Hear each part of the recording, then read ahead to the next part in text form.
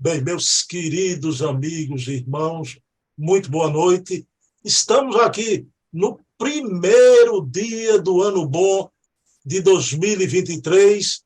Nada melhor do que iniciar o ano com o pé direito, trazendo o nosso querido Luciano Clay para conversar conosco sobre Bezerra de Menezes, o Kardec brasileiro, é o título do nosso programa. Meu querido Luciano Clay, que felicidade, 1 de janeiro, a gente aqui. Tudo bom, Luciano? Feliz ano novo. Para você também, meu querido. É uma honra, uma alegria imensa iniciar mais um ano, né, no curso das nossas vidas, e passa rápido, meu querido, passa rápido. Olha quantas vezes já estivemos juntos ao longo deste ano.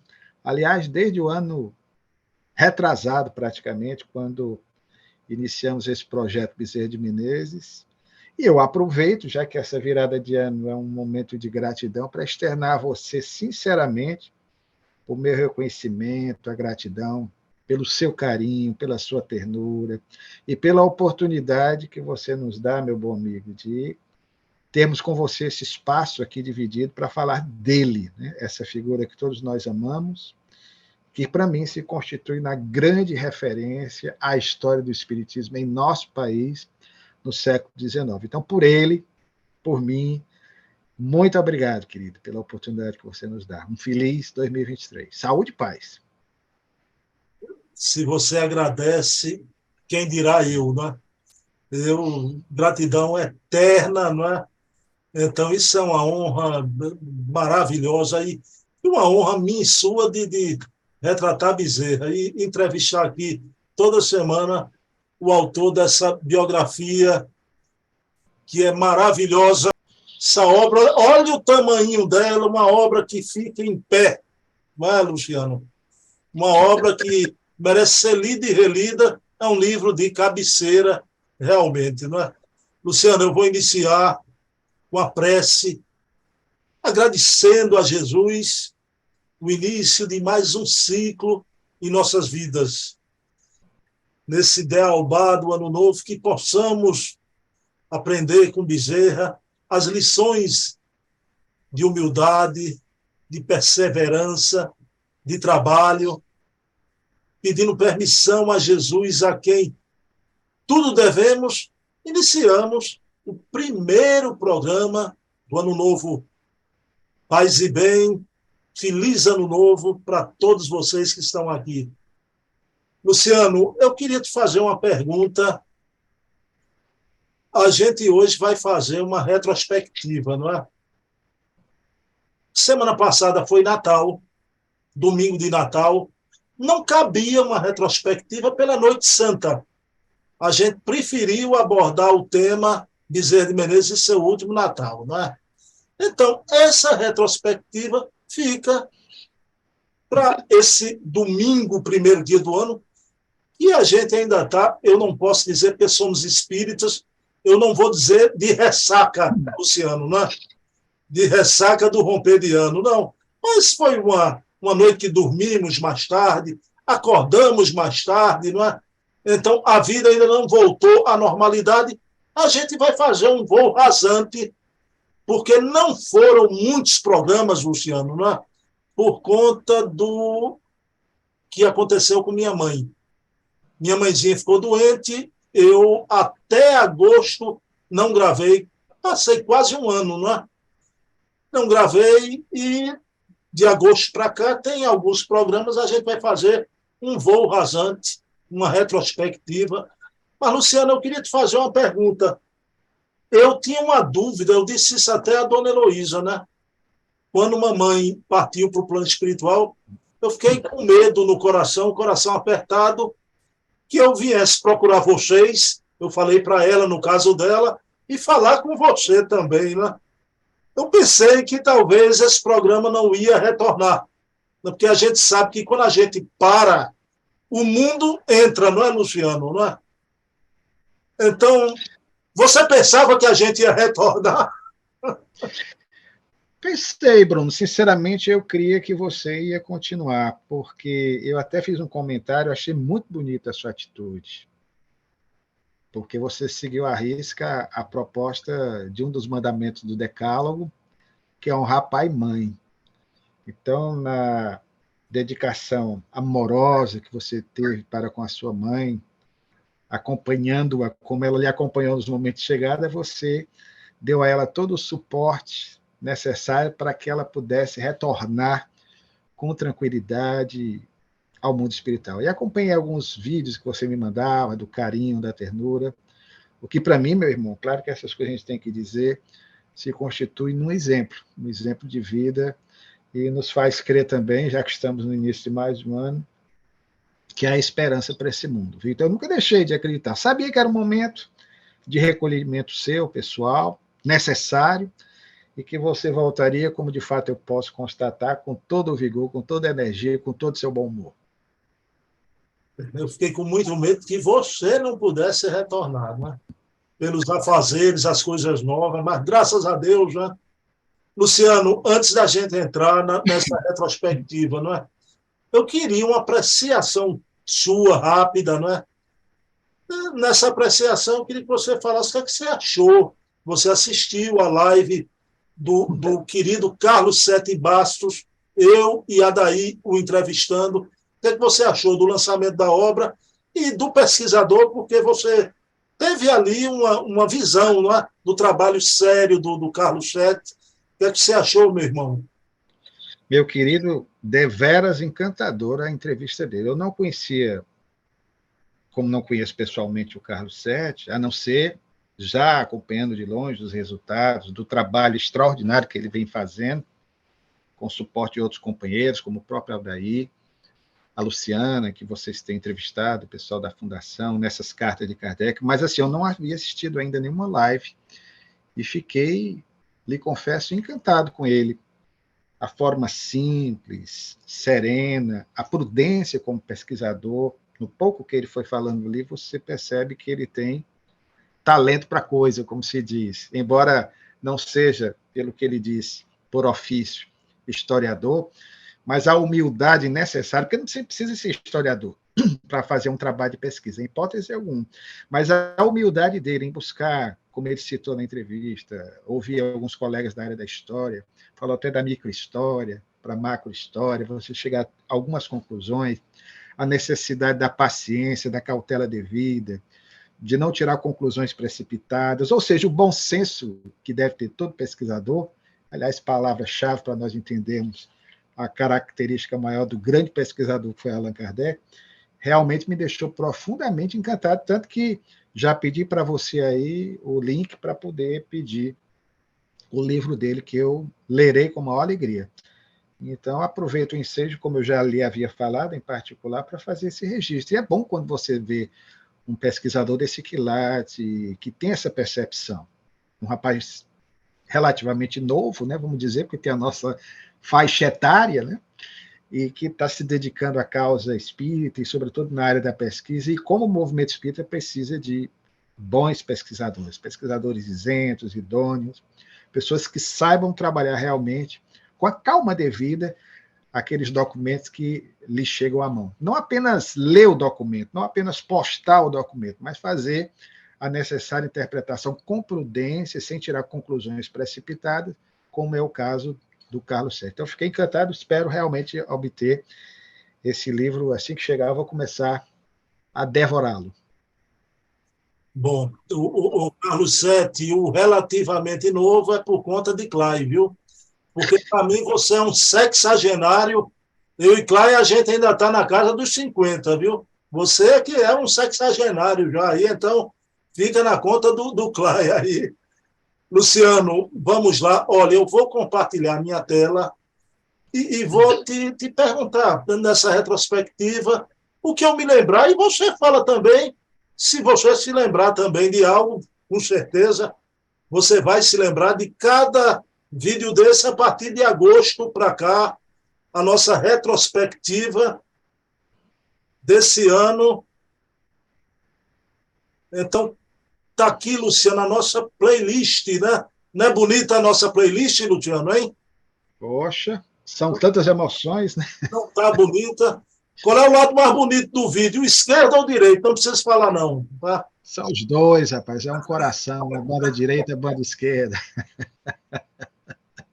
Luciano, vamos lá, veja bem, há um ano atrás, a gente fez um vídeo, né, um programa similar, o último Natal de Bezerra de Menezes. Né? E semana passada eu mudei o título, né? A gente abordou mais ou menos o mesmo conteúdo de forma diversa, Bezerra de Menezes e seu último Natal. Né? Mas a partir de agosto, né? Exatamente 3 meses para cá, 3, 4 meses, né? Olha lá, nossa volta foi com esse tema, Luciano, né? Doutor Bezerra sob o olhar de brasileiros honoráveis, né? Então, logo quando ele desencarna, e vem aquele depoimento, né, de personalidades diversas da sociedade brasileira. Não é? É muito importante porque é um reconhecimento póstumo, não é, Luciano? Sem sombra de dúvidas, querido. E fica para os pesquisadores da vida do Dr. Bezerra de Menezes, os historiadores do amanhã, esses registros, né? Nessas fontes primárias, que são os jornais. Então, nós temos, logo após a desencarnação dele, especialmente no Jornal do Brasil, no jornal O País, que cederam espaço anteriormente para que ele veiculasse semanalmente os seus estudos filosóficos, sob o pseudônimo de Marx, além da Gazeta de Notícias, mas o mais interessante é que, por ele ser uma figura de projeção na sociedade fluminense, ele mereceu uma análise, um registro de pessoas, inclusive de adversários políticos, que se renderam à grandeza desse homem. Então, nós vamos ter depoimentos, como, por exemplo, até aqui em Fortaleza, do Barão de Sturdert, que foi fundador do Instituto do Ceará, Histórico, Geográfico e Antropológico, fundada em 1887, instituição, inclusive, da qual temos a honra de participar, que faz um comentário interessante a respeito dele. Mais tarde inseriria esse registro, que foi publicado no jornal daqui de Fortaleza, A República, no seu livro Dicionário Biobibliográfico de Fortaleza. Nós vamos ter o depoimento de Quintino Bocaiúva, nós vamos ter o depoimento de outras tantas personalidades que nós poderíamos aqui destacar, o registro do esforço de José do Patrocínio, que desencarnará em 1905, que foi um grande abolicionista e que também admirava o Dr. Bezerra de Menezes, vai inclusive envidar esforços para fazer uma campanha após a desencarnação do Dr. Bezerra, que, como sabemos, desencarnou na mais extrema penúria do ponto de vista material. Ele vai fazer uma ação também, como outros tantos companheiros, objetivando ajudar a família que passava por privações de natureza material. O mais interessante também, e isso fica como um registro que me tocou o coração, um dos mais cáusticos adversários do Dr. Bezerra de Menezes, por conta das questões de natureza política, porque o Dr. Bezerra era do Partido Liberal e durante algum tempo ele exerceu a condução do município neutro, que seria hoje o correspondente ao Distrito Federal. O Rio de Janeiro era a capital do Brasil imperial, é bom que se ressalte isso, e eu me refiro ao considerado por alguns pai dos quadrinhos no Brasil, o ítalo brasileiro Ângelo Agostini. Agostini fez várias caricaturas, acredito até que nós vamos futuramente fazer uma live especificamente sobre ele, sobre essas charges, que são verdadeiras obras de arte, em que ele faz críticas ao Dr. Bezerra de Menezes, o que era compreensível, o homem da oposição, mas o fato é que, no final da existência dele, que quase coincidirá com a do Dr. Bezerra de Menezes, embora ele tenha vivido alguns anos a mais, ele vai fazer um elogio ao Dr. Bezerra de Menezes. Inclusive, consta do livro, uma das últimas imagens do Dr. Bezerra de Menezes, um retrato que ele faz, tendo o Rio de Janeiro ao fundo, ressaltando a figura de Bezerra de Menezes, um adversário político, alguém que, como todo humorista que utiliza o desenho, no caso as sátiras, através das caricaturas ou das charges, normalmente faz isso, ressalta, né, as possíveis falhas daquela pessoa que é móvel da sua atenção. Ele finalmente vai mostrar, nessa hora, que Bezerra de Menezes, pelo que era projetado na sociedade fluminense, toda essa movimentação, inclusive Arthur Azevedo, grande teatrólogo, que vai, de certa forma, também deixar o seu registro ressaltando a grandeza de Bezerra de Menezes, e ele próprio diz que Arthur Azevedo, irmão de Aloysio Azevedo, que o Agostinho, durante muitos anos, foi cáustico nessas críticas, mas e agora ele se rendia, em definitivo, à grandeza desse homem de bem, cujo atestado de idoneidade como político foi a forma como desencarnou, na mais extrema pobreza, pelo menos de natureza material. Então, realmente foi algo assim para o historiador emocionante compulsar esses depoimentos. Luciano, você já se referiu, né, o Barão de Estuda, que foi o nosso programa 16. A Reformador também, claro, fez um elogio maravilhoso, né, a doutor Bezerra, mas no programa 17 a gente abordou outros depoimentos de Aura Celeste Aguilon Ribeiro, não é? E você trouxe essa figura, às vezes tão desconhecida, do movimento espírita, Aura Celeste, né? Fale-nos, por favor, desse episódio de Aura de Aguilon. Nessa parte, Bruno, nós procuramos compartilhar com o leitor para mostrar as várias leituras, os vários olhares, que aliás é o título do capítulo, Bezerra de Menezes, vários olhares, daqueles que tiveram a oportunidade de privar da intimidade de Bezerra de Menezes, ou seja, de conhecê-lo pessoalmente, como também aqueles outros que não o conheceram pessoalmente, porque, obviamente, viveram décadas à frente. Então, é sempre importante você fazer essas leituras, ver como é que ele era pensado pelos seus coevos, pelos seus contemporâneos, para você saber realmente quem é aquele personagem, e aqueles que mais tarde iriam falar a respeito dele. Então, nesse capítulo em particular, nós elencamos aí vários nomes da história do espiritismo, em particular, que tiveram a oportunidade de emitir opiniões sobre ele. Por exemplo, eu peguei do Caibá Schutter. O Caibá não conheceu pessoalmente o doutor Bezerra, embora tenha sido seu contemporâneo, mas terá uma atuação espírita mais à frente, a partir de Matão. Nós pegamos depoimento de Caibá Schutter, de Leopoldo Machado, o grande caravaneiro, idealizador do projeto Caravana da Fraternidade, de 1949. Nós vamos ter também Guilherme Ribeiro, aí citado, que foi presidente da Federação Espírita Brasileira. Pegamos depoimentos de Aura Celeste, Adelaide Câmara, que é uma figura extraordinária. Essa, sim, teve a oportunidade de conhecer na juventude o doutor Bezerra de Menezes, quando sai do Rio Grande do Norte e vai até o Rio de Janeiro. Ali ela passa por uma orientação que o doutor Bezerra de Menezes vai lhe dar na área da mediunidade. Então, ela, muito jovem, isso ficará registrado posteriormente nas suas biografias, o doutor Bezerra marcou indelevelmente a sua vida, tanto que vai ser o responsável por lhe dar as primeiras orientações. E o mais interessante é que, mais tarde, de fato, você faz esse registro, que estamos no início de mais um ano, e é sempre um ano para que nós possamos parar e agradecer.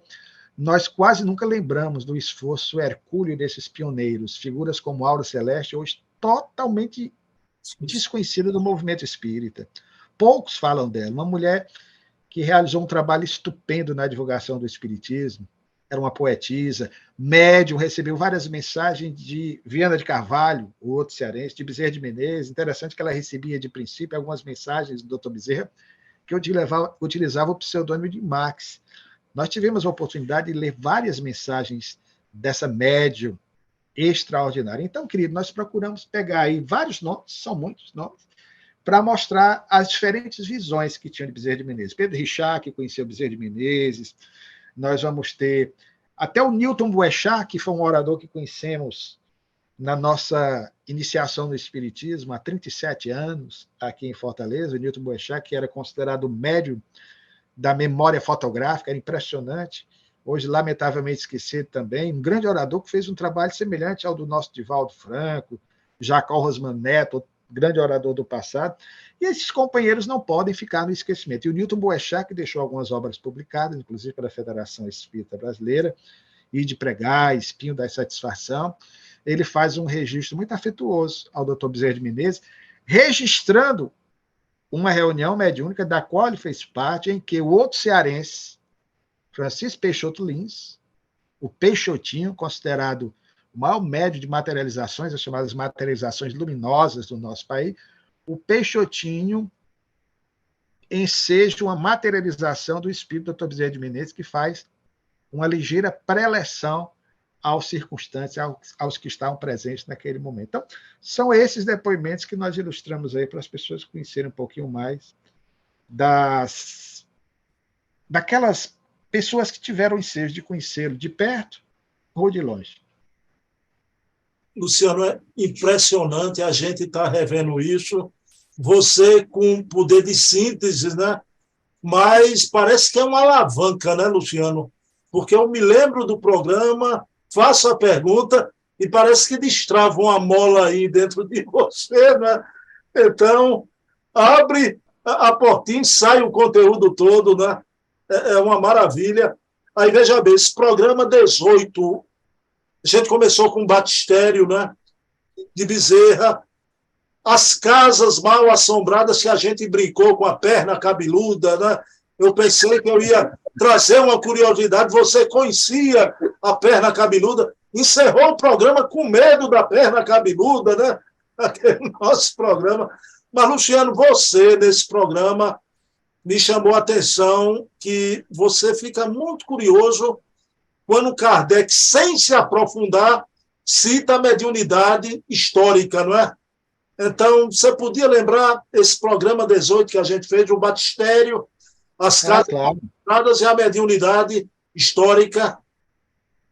São muitos anos de pesquisas, Bruno, e eu digo sempre, para colher essas informações, o batistério, o assento de óbito, hoje até fica mais fácil em alguns momentos, por conta da tecnologia. Mas quando nós iniciamos as nossas buscas, as fotografias que chegavam às nossas mãos, você ia para um jornal na hemeroteca da nossa biblioteca pública local, compulsava as páginas, vai mais ou menos guiado, você encontrava documentos que você parava para pensar e dizia assim, meu Deus do céu, como é que eu consegui isso? Em circunstâncias normais, isso não aconteceria. Eu acredito que o homenageado por você, o Carlos Sete, nesta noite, lembrado aqui, deva passar por experiências dessa natureza. Você entra, como dizia meu saudoso e querido amigo Eduardo Carvalho Monteiro, a quem muito devo, e que tive a oportunidade privada da amizade, da parceria, o Eduardo costumava dizer, rapaz, quando nós entramos na faixa mental do pesquisado, é impressionante como as coisas começam a acontecer. Você tem sonhos, você acorda, rapaz, eu vou para o computador, encontro algo. Então, Kardec não aprofunda, é uma pena, né, para nós. Como é que seria essa mediunidade histórica? Mas eu acredito que seja algo mais ou menos dessa natureza. De repente, você ter a oportunidade de entrar em sintonia com amigos espirituais que querem resgatar aquele personagem, a vida de Bezerra de Menezes, alguém que está esquecido, um detalhe a respeito da sua biografia que é desconhecido. Repito, querido, quando terminamos de fazer a pesquisa e o livro veio à luz, eu disse, meu Deus, como é que eu consegui?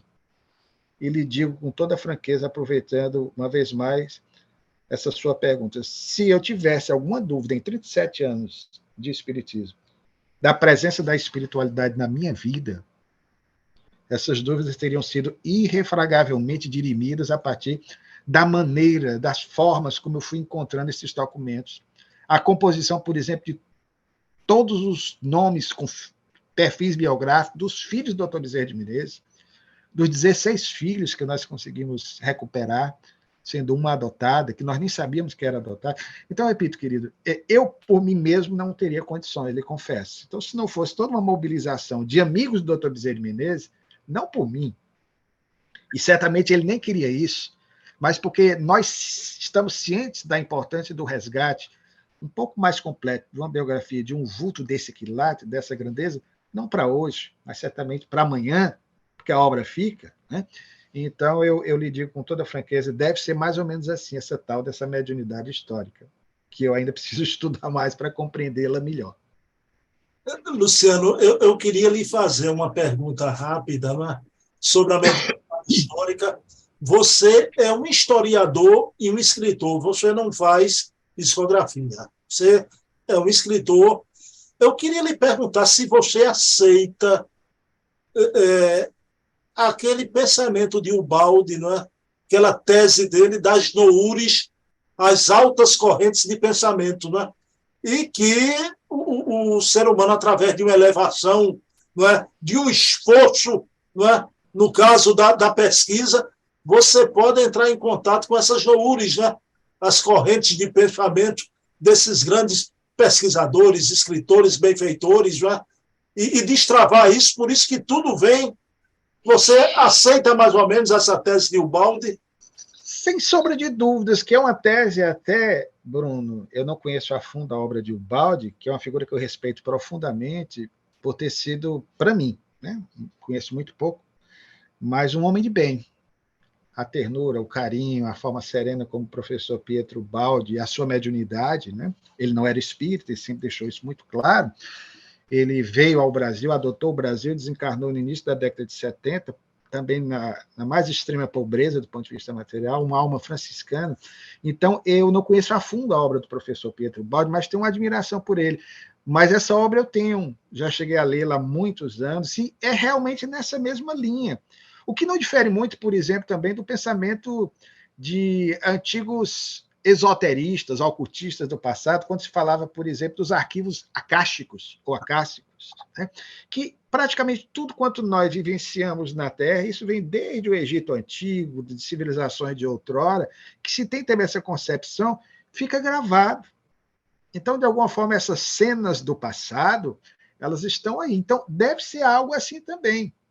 Por isso é que, creio também, quando Humberto de Campos, isso fica claro no início da publicação daquelas obras em que ele registra didaticamente, né, valendo-se de uma pedagogia própria, alguns casos, alguns fatos, algumas imagens, que ele pode ter colhido, como ele mesmo diz, né, no folclore, usa até essa expressão, nas tradições do que é passado no mundo espiritual, para contar para nós essas histórias. Então, eu creio que quando você tem a oportunidade de escrever um romance mediúnico, como é o caso do Emmanuel, há 2000 anos, ou Paulo Estevam, segundo registra Chico Xavier naquele livro fantástico, Carta de Correspondência, do Chico com o presidente da Federação Espírita Brasileira da época, Vantuil de Freitas, que foi muito bem organizado pela saudosa escritora Sueli Caldas Schubert, nós vamos ter ali a narrativa do Emmanuel dizendo que, na verdade, Paulo Estevam ele formou uma espécie de circuito mediúnico, ou seja, Paulo, o espírito de onde estava, passava para Emmanuel, que, por sua vez, também tentava passar as imagens do que ele evocava como lembrança, não sei onde ele colheu isso, se nesses arquivos, quem sabe, ou da sua própria memória, muito provavelmente, ou de Paulo, passava para o Chico Xavier. Então, um circuito nesse sentido, né? Paulo para Emmanuel, Emmanuel para Chico, até chegar até nós, através dessa que eu considero, depois de O Livro dos Espíritos, a mais incrível obra da literatura do nosso meio. Paulo Estevam. Luciano, veja bem, hoje eu vou confessar aqui uma coisa, né? A gente, já há muito tempo, desde antes da minha mãe adoecer, a gente falava em fazer esse programa, eu tinha interesse, né? Porque sempre se falava nesse antagonismo entre Bezerra e o Torteroli, né? Só que quando a gente vem abordar isso agora, e foi um programa ótimo, excelente, né? Eu não digo que isso não me afetou, não vou mentir. Eu fiz na maior bonomia, mas é um assunto delicado, porque você, que é meu grande amigo do Ceará, tinha lançado a obra sobre Bezerra. E não preciso dizer que você é um admirador de Bezerra. Tá? E o meu outro querido amigo lá de Araçatuba, terra do César Perry, né? O Adair Ribeiro, tinha lançado a obra sobre Ângelo Torteroli. Eu não preciso dizer também que o Adair é um admirador de Torteroli, né? Embora você mostrou aqui as contradições desse grande espírita. Agora, você elogiou muito ele, não é? Disse que era um homem de bem, bem intencionado, ingênuo, às vezes, num aspecto ou outro. Agora, a gente fez aqui com o Torteroli um grande finale, né? A sua vida na velhice, dedicada à caridade, não é? E foi muito bonito aquilo, né? Mas por que a gente deve abordar essas coisas sem polêmicas, não é? E o Adair viu, disse que mais para frente, quando eu terminar de ler a obra, você também, a gente podia fazer um debate fraterno, né? Eu adorei essa postura do Adair, mas foi um programa interessante, não é, Clay? Sem dúvidas, querido. Eu precisei conhecer um pouco também do Torteroli, a partir de informações que já vinham sendo veiculadas há algum tempo pelo primeiro pesquisador, e que se faça justiça a ele, o Mauro Quintela, que divulgou muita coisa pela internet à época, outros companheiros que também estavam pesquisando, o próprio Eduardo Carvalho Monteiro, nós estávamos dividindo algumas informações pouco tempo antes dele desencarnar, e já falávamos a respeito de Torteroli, sobretudo a sua importância no tocante àquilo que é da minha área, a preservação da história do nosso movimento. Foi o primeiro a se preocupar com essa questão de organização, da memória das casas espíritas existentes, à medida em que iam sendo fundadas, sobretudo nos anos 1870, e em especial no Rio de Janeiro.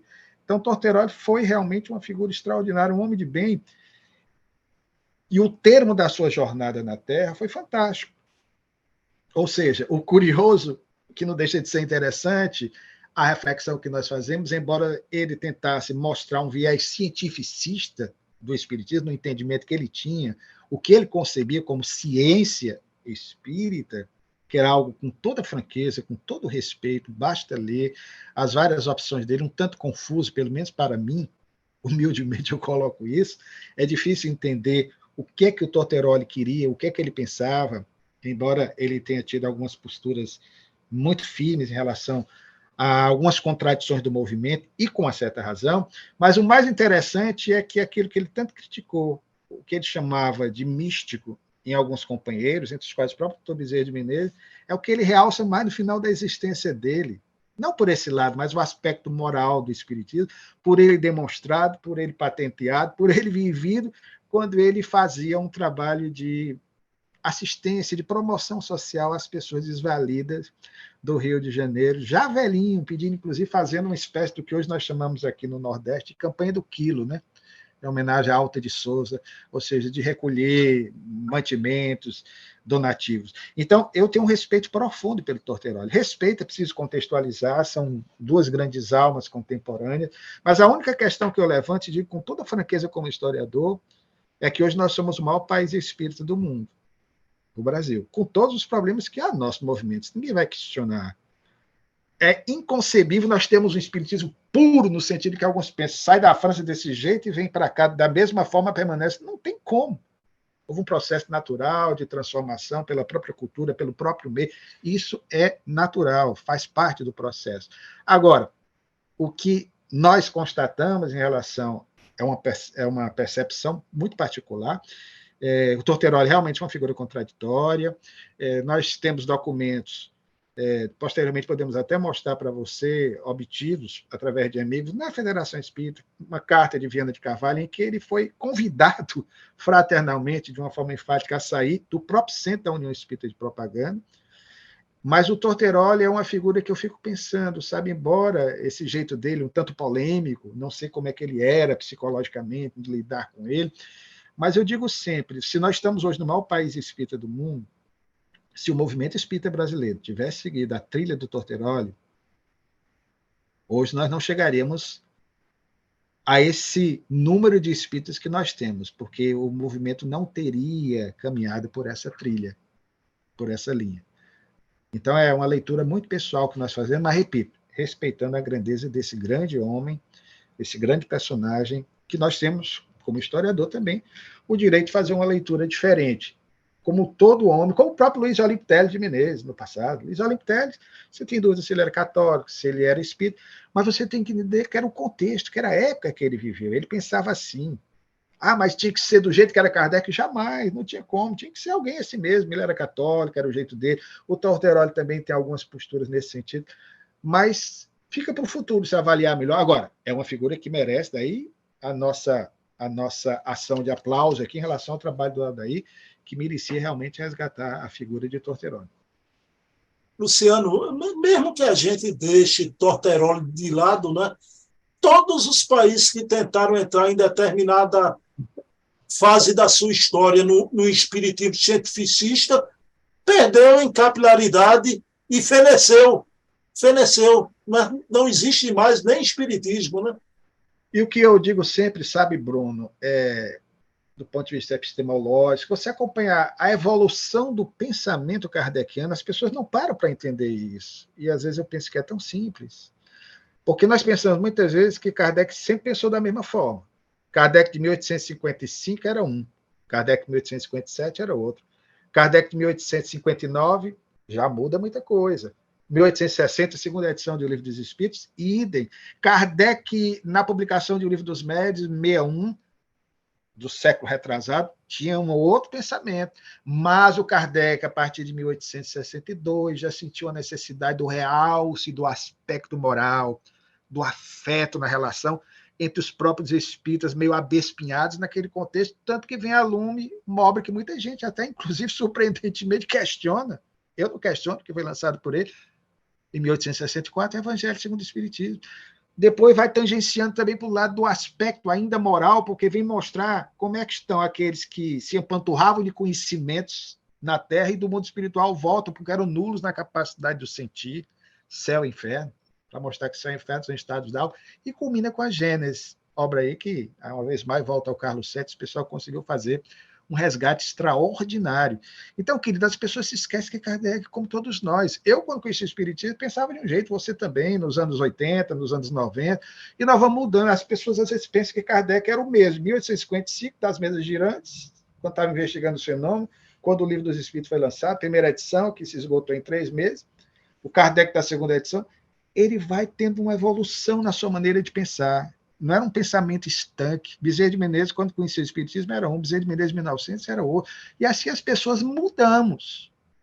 E às vezes eu acho que essa leitura que se faz necessário para que nós entendamos que os personagens são homens de uma época, de um contexto, de um momento específico da história, e que naturalmente, por serem seres humanos, e a doutrina nos fala de evolução, evoluem também, ou até retrogradam, se for o caso, no campo do pensamento, na maneira de pensar e de encarar a vida e os fenômenos existenciais.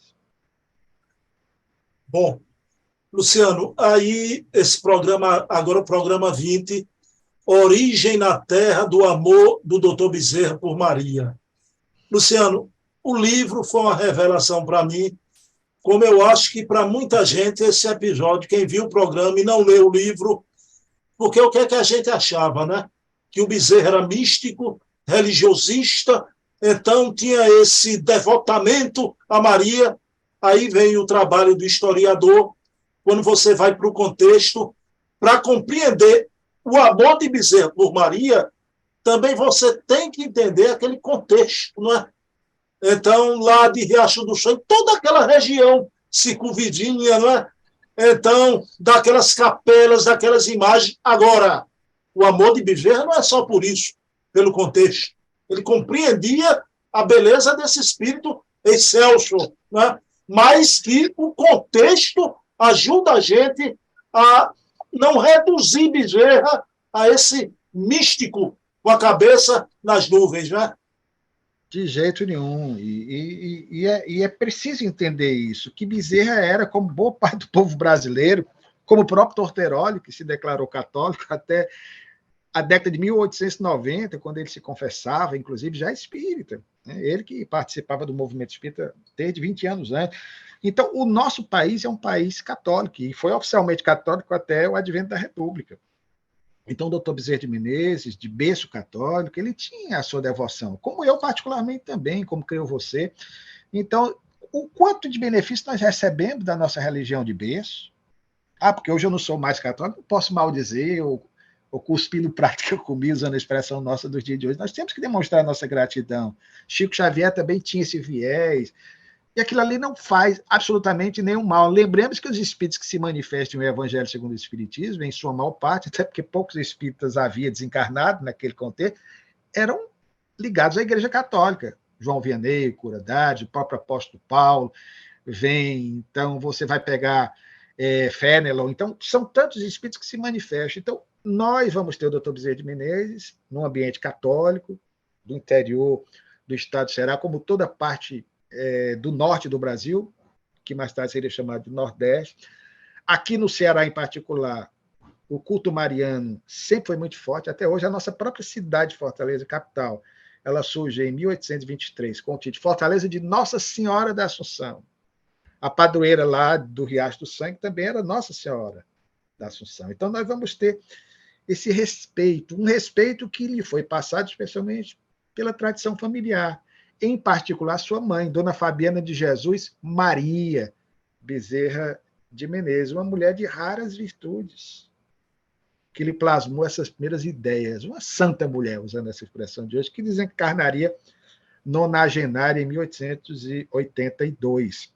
Nós vamos ter o doutor Bezerra de Menezes cercado de Marias, porque ele tinha uma irmã chamada Maria Inácia, outra irmã Maria de Souza. A primeira esposa vai se chamar Maria, a sogra que ele muito amava, também Maria Machado. Vai ter uma filhinha primogênita do segundo casamento chamada Maria, Maria Cândida, em homenagem à primeira esposa desencarnada, que era irmã materna da segunda esposa, e ainda uma outra Maria da Conceição, nascida no dia de Nossa Senhora da Conceição, já com ele espírito. Então, ele tinha um respeito por Nossa Senhora, como nós afetuosamente chamamos. Eu não vejo nenhum constrangimento em dizer, porque é um espírito que, para mim, depois de Jesus, se nos apresenta como um dos mais extraordinários, uma das almas mais refinadas que já pisou na Terra. Tanto que teve a oportunidade, por determinação divina, de abrigar em seu ventre o mais puro dos puros homens, espiritualmente falando, que já pisou na crosta planetária, que é Jesus de Nazaré. Bom, Luciano, nesse programa 21, a gente, no final do programa, a gente apresentou o historiador Bezerra, mas o que viria depois, a biografia de Dom Pedro II, né? Mas o que a gente tratou mesmo foi a Revolução Francesa, Napoleão, a vinda de Dom João para o Brasil, as suas realizações. Já. Foi um programa importante, não é, Luciano? E você, como historiador, fez até uma análise crítica da Revolução Francesa, daquele ideário que, na prática, foi o período de terror, né? Então, das guilhotinas, do sangue. E o Dom João vem aqui para essa terra que tem uma missão diferente, né? A missão da fraternidade, o Brasil, o coração do mundo, pátria do Evangelho. Mas foi um programa importante, não foi, Luciano? Sem dúvidas, querido. Inclusive, aproveitamos o ensejo da celebração em setembro dos 200 anos da nossa independência e deixamos que o historiador Adolfo Bezerra de Menezes Cavalcante, uma faceta que poucos conheciam, tanto que escrevemos um tópico que consta do livro, um historiador na corte de Pedro II, porque o doutor Bezerra de Menezes, no mesmo período em que Allan Kardec estava publicando o Livro dos Espíritos, em 1857, ele tem a oportunidade de fazer a sua iniciação na área historiográfica, especificamente nas biografias, quando convidado por um francês, Sébastien Sisson, ele tem a oportunidade de escrever 17 biografias sobre vultos do Império, o que é interessante, porque nessas biografias ele sempre entremeia, inicia a narrativa contextualizando o personagem. Então, ali você vai ter, como por exemplo na de Dom Pedro II, quando ele fala de alguns vultos do Império, coevos de Pedro II, ele vai falar da retrospectiva, e aí volta lá ao século XVIII, fala da Revolução Francesa, de 1789 a 1799, algo que foi tão importante, inclusive, para a própria destinação mais tarde na França dos acontecimentos pós-Revolução Francesa e como desdobramento da mesma, o surgimento do Corso Napoleão Bonaparte, que vai montar o seu império, Napoleão que vai montar o império praticamente no mesmo ano em que Allan Kardec nasce, em 1804. Então, nós vamos ter todo aquele ambiente preparado para o advento do espiritismo, mais tarde, em meados do século XIX, do 800, como nós historiadores costumamos chamar.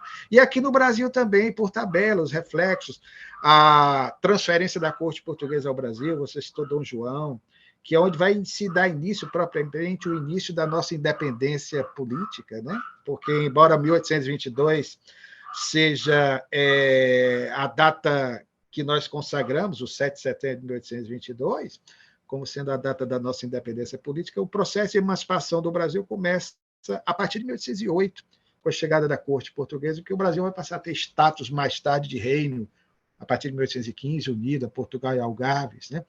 até os acontecimentos futuros. Tudo isso é analisado por ele, Bezerra de Menezes, cita Tiradentes, vai um pouco mais à frente, vai um pouco mais atrás. Então, realmente, pretendemos até, sabe, Bruno, estou lhe confidenciando isso assim, de primeira mão, escrever futuramente um trabalho resgatando só esse aspecto do Dr. Bezerra de Menezes como historiador, as suas narrativas, o que ele coloca nos romances também. Porque se você pega, por exemplo, o romance A Pérola Negra, em que ele ressalta a figura de uma mulher extraordinária, afrodescendente, negra, que era de uma grandeza espiritual extraordinária, Honorina, você vai ver ali o doutor Bezerra de Menezes também fazendo, inclusive, uma análise da história da escravidão no Brasil, as leis, volta ao quilômetro dos Palmares. Esse homem tinha um conhecimento da nossa história como poucos. Então, você pode, numa época em que ainda não havia o curso de história, você não tinha historiador profissional, o grande historiador cearense, Capitão de Abreu, de fato não era historiador, formado, como hoje nós temos os cursos. Então, Bezerra de Menezes pode perfeitamente receber o título de historiador. Para não confundir com o sobrinho dele, daqui de Fortaleza, que era historiador, Bezerra de Menezes, nós poderíamos dizer o historiador Adolfo Bezerra de Menezes Cavalcante, que também não deixa nada a desejar o trabalho de outros contemporâneos seus. Pronto, aí esse grande historiador vai escrever a biografia de Dom Pedro II, Luciano Clay. Inclusive, eu confessei para você que até ler a sua obra, eu achava o maior presidente do Brasil, Getúlio Vargas. E próximo a ele, Juscelino, né? Mas a tua obra e o programa com você também teve um papel decisivo, a tua narrativa, você contextualizando. Hoje eu não tenho dúvida nenhuma que foi o maior governante do Brasil. Mas, Clay, a gente veio fazer, a gente não combinou, você sabe que se seguiu uma ordem cronológica, né? Então, na época da eleição, né?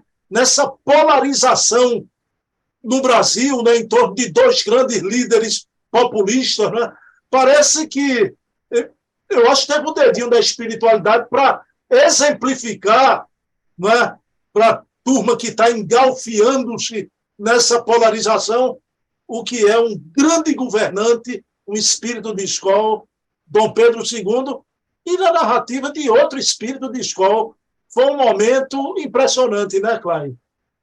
Sem sombra de dúvida. Inclusive, quando Bezerra escreve a biografia do nosso segundo imperador, Pedro II, seu governo começa em 1840, a primeira fase é a fase de consolidação, que vai até 1850, Bezerra escreve em 1857. Então, já era na fase seguinte, que é a fase do processo desenvolvimentista nacional, o surto de desenvolvimento pelo qual o Brasil vai passar nos próximos 20 anos, ou seja, de 1850 até 1870, onde o Brasil vai crescer de forma extraordinária, aquele boom das ferrovias, do Irineu Evangelista de Souza, do próprio Dr. Bezerra de Menezes, que presidiu duas empresas dessa área ferroviária. Então, nós vamos ter realmente uma demonstração patente da grandeza desse homem. Você pode ter divergências, claro. A questão da escravatura que aconteceu, ele não podia fazer nada.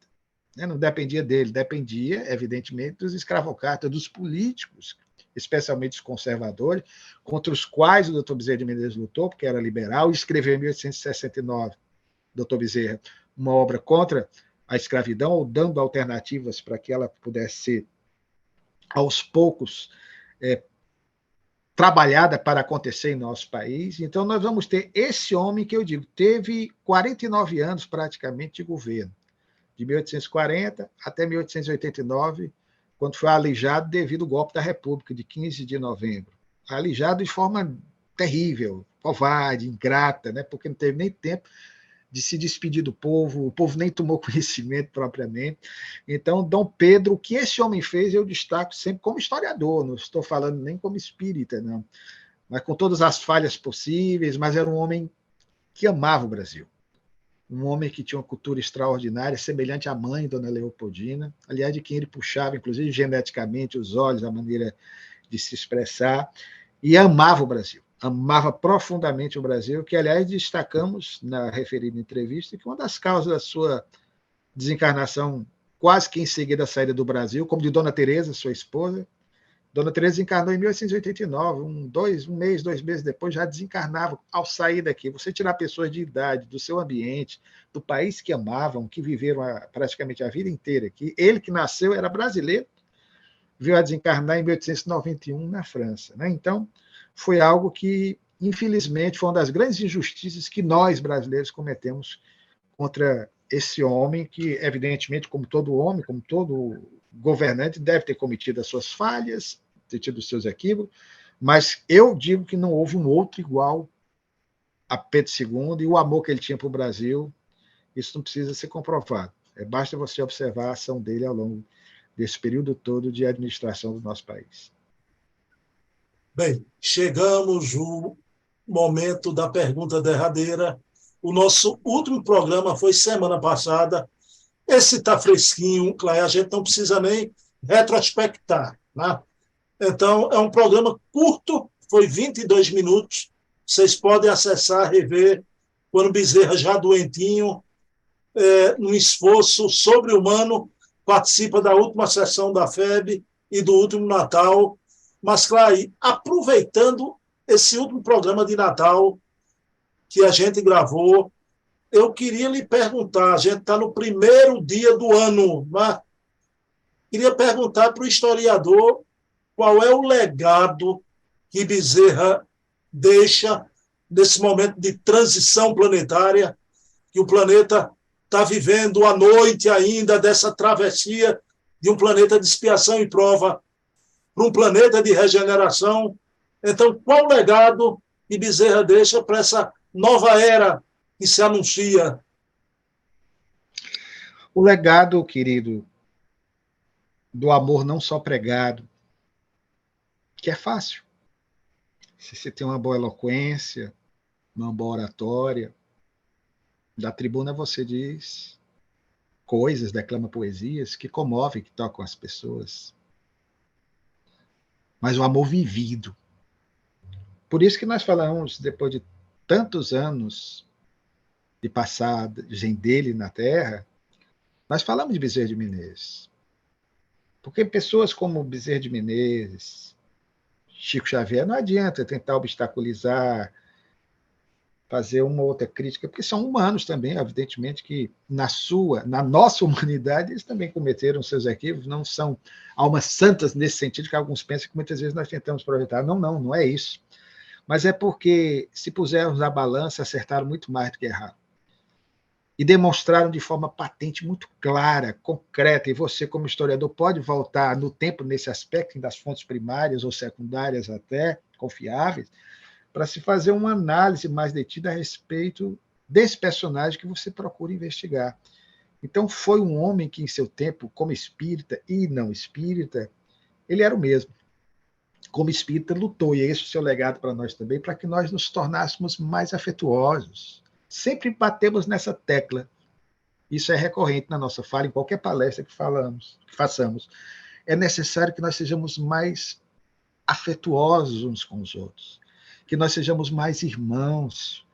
Chega de cisanhas, chega de deixar que esse ranço da antifraternidade permeie as nossas relações e se tornem obstáculos, inclusive para o avanço da própria doutrina, que é, por sua própria essência, uma doutrina que realça a mensagem do Evangelho de Jesus. Porque quem diz isso não é o Bruno Tavares, quem diz isso não é o Luciano Klein, quem diz que realça a essência da mensagem de Jesus é Allan Kardec, no Evangelho segundo o Espiritismo, quando enfaticamente o Dr. Bezerra entendia isso. Diz que a moral espírita ela é essencialmente a mesma moral cristã. Então, nós temos que entender que, por vezes, nós nos empanturramos de filosofia, mas somos nulos na nossa capacidade de sentir, de perceber o outro.